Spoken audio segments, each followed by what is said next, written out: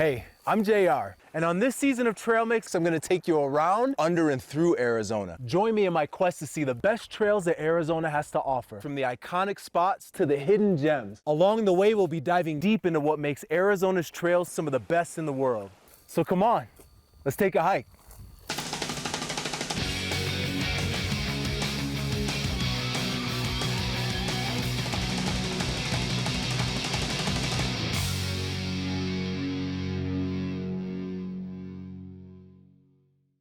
Although Arizona's statehood only goes back a little over 100 years, Arizona history goes back as far as the land itself. Today, we'll be hiking and exploring two national monuments, Montezuma Castle and Walnut Canyon, both homes to the ancient Sinawa people. In between, we'll dive even deeper into the past and learn about Arizona before humans ever existed.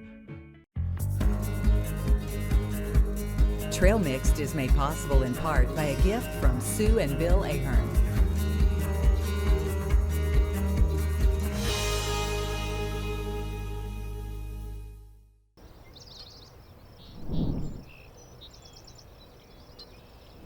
If you're a Phoenix-based history buff looking for your next great day trip, look no further. Just about an hour from Phoenix and a short hike away stands an incredible monument showcasing the history of the Sinagwan people. Welcome to Montezuma Castle National Monument. As you explore Montezuma Castle National Monument, you'll discover the story of a resilient community in the Verde Valley from around 900 years ago. Take an hour to check out the museum, wander the trails in a beautiful sycamore grove, or maybe have a relaxing lunch at the picnic area by Beaver Creek. Y'all ready? Come on, let's take a really short hike.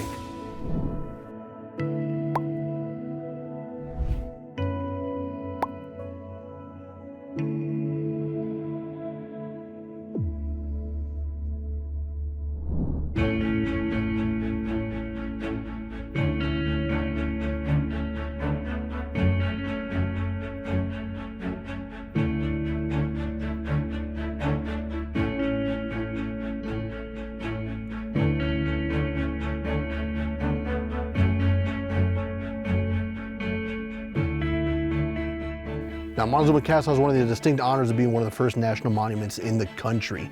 It's a 5-story, 20-room structure that a lot of people cannot fathom that people 1,000 years ago built such a wonderful marvel. And the reason we protect it to this day is because a lot of contemporary cultures to this day can tie their roots to the people that lived in this valley and built that castle. So in a way, we're preserving a culture, we're preserving a heritage, and we're keeping that spirit alive of the people that still exist to this day. Was there ever an issue with people like looting artifacts? Absolutely. Yeah, even before it was illegal to do so. You know, Montezuma Castle stuck out like a sore thumb. It was a tourist destination by the local soldiers and such. We have Fort Verde not too far from here, and people would come down here, see the castle. In human nature, they want to go inside, see what's inside there. If they find a souvenir, it was not against the law to take it home. You know, it was okay to go ahead and find it, take it with you, sell it, do whatever you wanted to do with it. It wasn't until later on with the Antiquities Act that it was able to be protected. How can people show respect to the monument now? It's a perfect segue. You know, we're talking about protecting these sites and looting, different things that went on in the past. The best way people can protect them to this day is pretty much realizing and respecting how old these structures are, because this is not only a special place because it's being a national monument, but a sacred area to many of those affiliated tribes I mentioned earlier.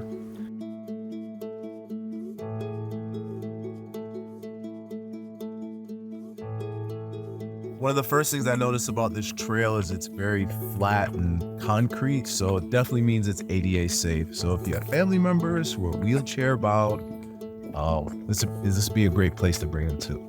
I think that's one of the best features of our site is the accessibility. It's a 1/3 of a mile loop trail, so folks exit the visitor center, walk to the castle, loop around to Castle A, loop around to the river over here and see the views, and then they go all the way back to the castle. Now the trail is paved the whole way, there's benches along the way, and being accessible, being paved, opens it up to everybody of all ages. So I'm already seeing what look like dwellings. I know those holes aren't natural, so I'm just, oh yeah, I can already see some spots where people definitely lived.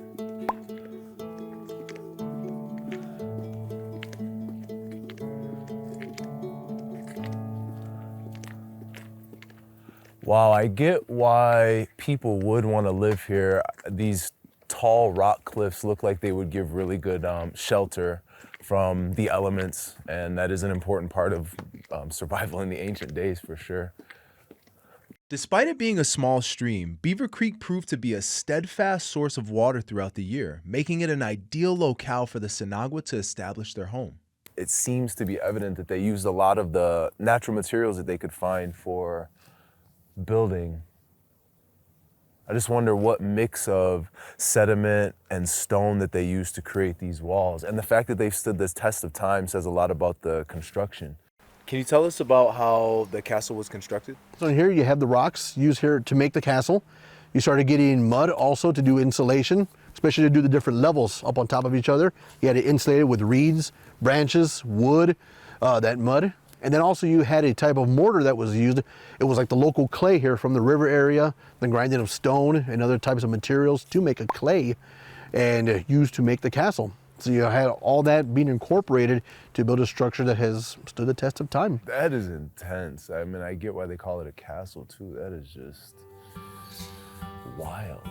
It's tempting to want to go inside the cliff dwelling, but public access of the ruins was discontinued in 1951 due to damage to the site. But don't worry, there are ruins out there that we're allowed to go in. Just wait, we'll get there soon. While you're here, don't forget to check out the second castle. This structure is a good example of what a site that is far more worn down can look like. When visitors come over here to the monument, I think the best thing that you can bring over here is two things. One thing is always going to be water. We're a short 1/3 of a mile loop trail, but in that time I have seen a lot of people absolutely dying of thirst. And the second thing I always tell folks to bring is bring your curiosity. Because being a historical site like we have over here with this architectural marvel, being curious and wondering exactly how did they make it 1,000 years ago? Because these weren't people that built a cliff dwelling, these were architects, these were engineers, these were people who were masterful at their craft. So if you come over here with your curiosity and willingness and openness to learn, you'd be amazed at what people were doing 1,000 years ago.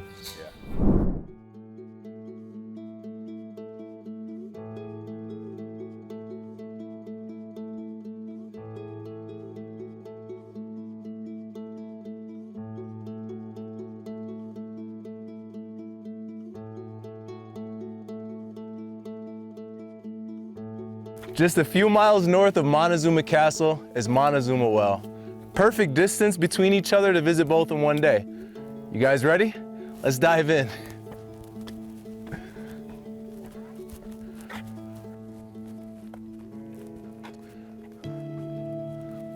So, plenty of stairs, thankfully handrails. And the first thing I notice is this path is lined with some plants that I, as an amateur explorer, can recognize: creosote bushes and juniper trees. This was the first nature spot that I ever visited in Arizona, so it has a lot of heart-centered energy for me. Also, there aren't very many spots like this in Arizona in general, this massive well, so I'm really excited to revisit.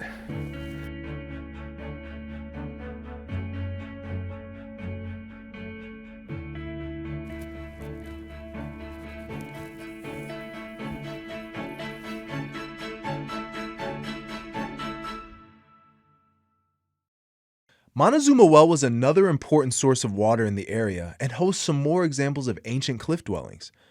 Despite the area receiving far less rainfall than the national average, the well remains consistently full.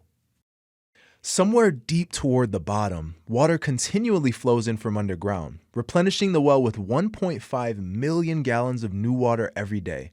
The Sinagua people channeled the excess water from the well into the canals that irrigated their crops of corn, beans, and squash. If you don't read the signs, you actually probably wouldn't even think to turn around and see the cave dwellings right there. But yeah, that is, I mean, they're so well built, they almost look current, as strange as that sounds. They've really stood the test of time. And you can just see how they use the overhang on the cliff for shelter. Pretty smart. Well, I think that's enough of the top. It's a beautiful view, but I'm ready to explore. Let's do this.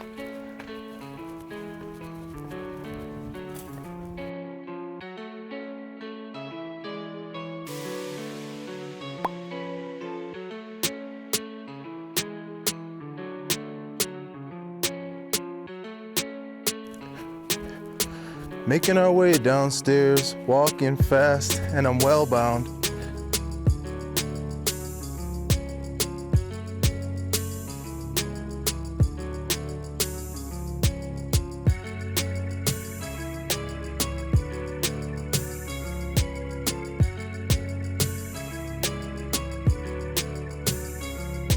You know, when you go down to Montezuma Well, you'll see some historical graffiti where photographers advertise for themselves down there by painting into the rock. And that was 100 years ago. Yeah. You know, and it's still down there preserved because it's historical at this point. Wow. Cool. But human nature, people want to leave their mark somehow. Yeah. The desire to leave our own marks is one that's in us all, even people from the 1800s. But it's important to leave these locations undisturbed.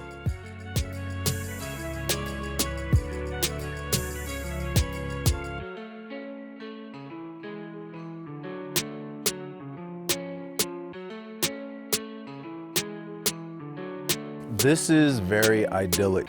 It looks like fairies inhabit this place. What a beautiful end to this trail.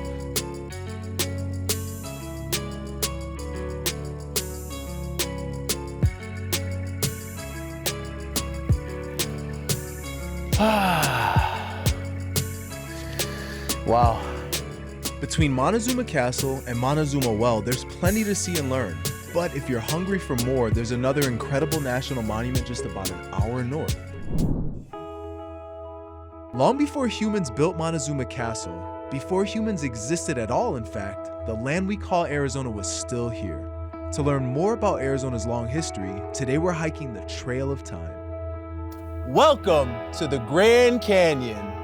The Trail of Time is a mostly flat 2.8-mile walk along the Grand Canyon's Rim Trail. Today we're hiking the Trail of Time, where at this point we're about 2 billion years in the past, and as we slowly go up the trail to the finish, at that point we will be at today.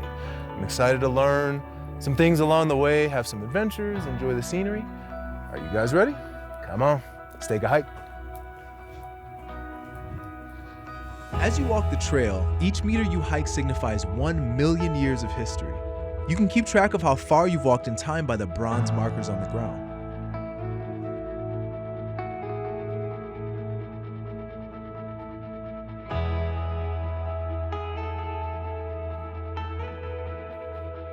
A series of rocks and exhibits line the trail, explaining more about how the Grand Canyon came to be.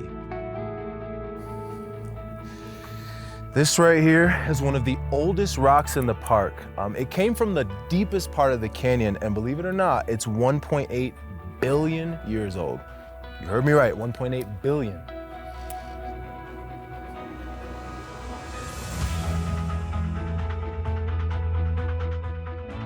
The bottom layers of rock in the canyon are close to 2 billion years old. Over the many years, additional layers of rock were laid down, with each layer added being a bit younger than the rocks below it. Along the trail, there are numerous viewfinders that help point out notable rock formations and features of the canyon. 10 million, 9 million, 8, 7, 6, 5, 4, it's getting faster, 3, 2, and 1 million years ago. I can see some more of these discs, so we have to be close to the present time. But let's see how much further we have to go to get to today. Even though it's taken the Colorado River millions of years to gradually carve out the canyon itself is much younger than the rocks it's made up of. The Kaibab Formation, the canyon's youngest and topmost layer, is still millions of years older than the canyon itself. 10, 9, 8, 7, 6 years ago, 5 years ago, 4 years ago, 3 years ago, 2 years ago, 1 year ago, and we are back in the present.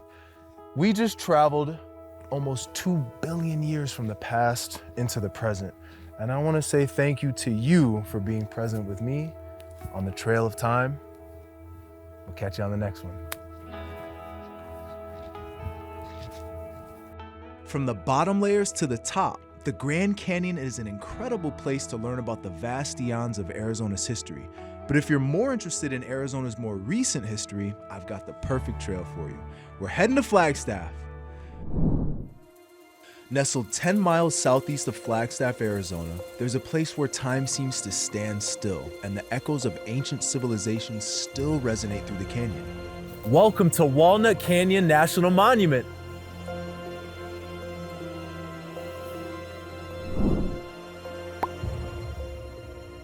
Two main trails are available to hike in Walnut Canyon. The Island Trail, a mile-long round trip, takes you deep into the canyon, allowing you to walk next to the dwellings of the Sinagua people. Today I'm chatting with a Walnut Canyon Ranger to learn more about Walnut Canyon and its history. There are little more than 500 archaeological sites within Walnut Canyon. Most of those are cliff dwellings, which we see when we go along the Island Trail. The reason why it's called an island trail is the way the water has eroded this landscape, and it formed through its meandering an island. Today we're hiking the Island Trail. So come on, let's take a hike.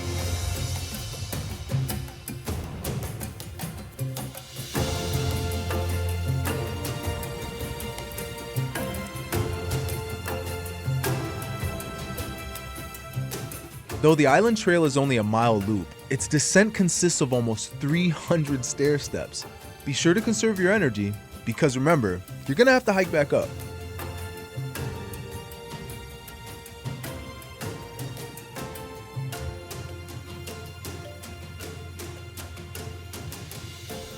In 1915, President Woodrow Wilson established Walnut Canyon National Monument. Initially managed by the U.S. Forest Service and later transferred to the National Park Service in 1934, the monument safeguards archaeological and natural resources on approximately 3,600 acres.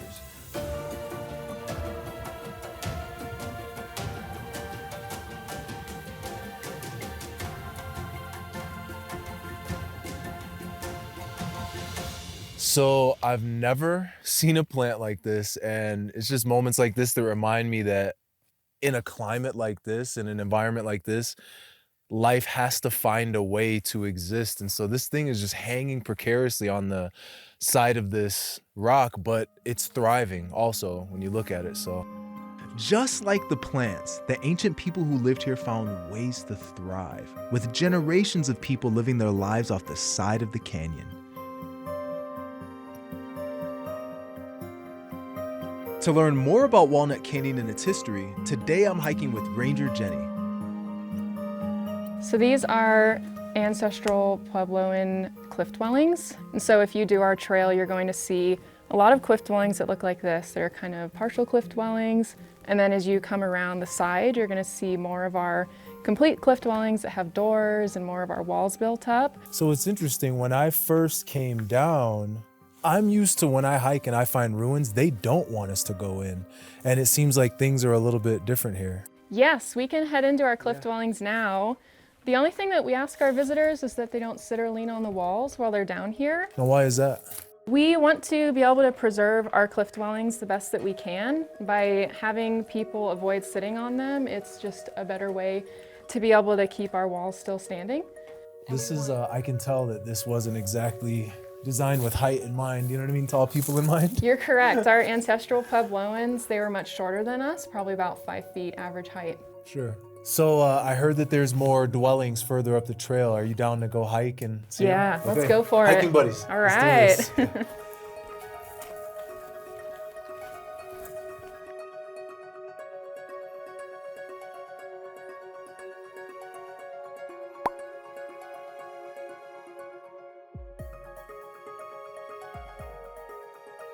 We're here at the next spot. I noticed that this one is different in that it has a door. These doors were connecting our cliff dwellings, probably a community cliff dwelling or a family cliff dwelling, so that they could travel throughout our rooms. I noticed that it is quite small. Why do you think that is? We have quite a few of these small doors, probably to keep in cool and warm weather during our different seasons. There's also the belief that they might have been used to keep out larger predators like mountain lions and bears. You're quite tall, you've mentioned that. Do you want to go take a check at that door? Yes, I do. All right, let's check it out.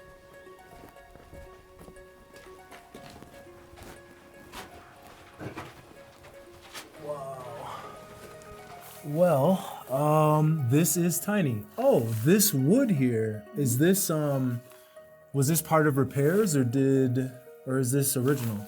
This is not original wood. This is wood that has been put in our restoring of our cliff dwellings. We try to make it as historical as possible. And so this is a feature that would have been there when our ancestral Puebloans were living here. And we're just highlighting this now that our cliff dwellings have been partially rebuilt. Sure, you guys have done an absolutely fantastic job maintaining and restoring this space. Really appreciate it. What do you think? You want to check out another spot? Yeah, let's go for it. Come on, let's go. All right. Yeah, you first.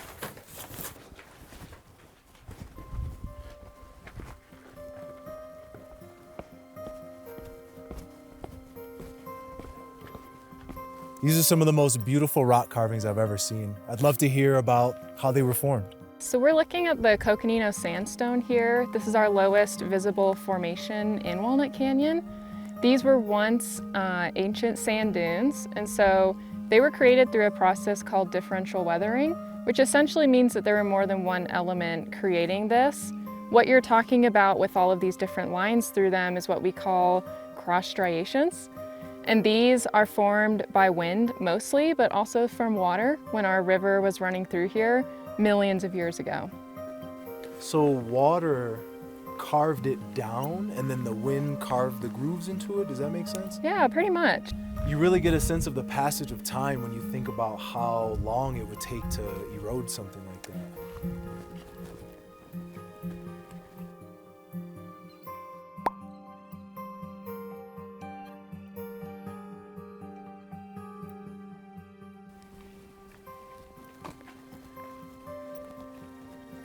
This area of the monument looks a little different. Ranger Jenny explained that in the 1880s, tourists came through and used shovels and dynamite to crudely excavate the area. The tourists would comb through the rubble and take precious artifacts for themselves as souvenirs. This massive destruction eventually led to Walnut Canyon being established as a national monument in 1915 in order to protect the history. Today has been amazing spending time with you, hiking with you. Thank you so much for the education and your time. Thank you for being here. Ranger Jenny, really, really good to meet you. Oh, wait, no. We're going to high five this. Yeah. All right. I appreciate you. Yeah, have a good day. one.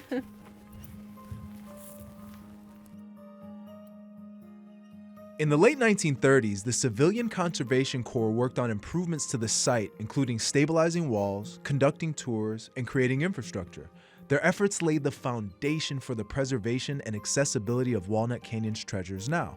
Today, the monument stands as a testament to preservation and education, welcoming over 100,000 visitors annually.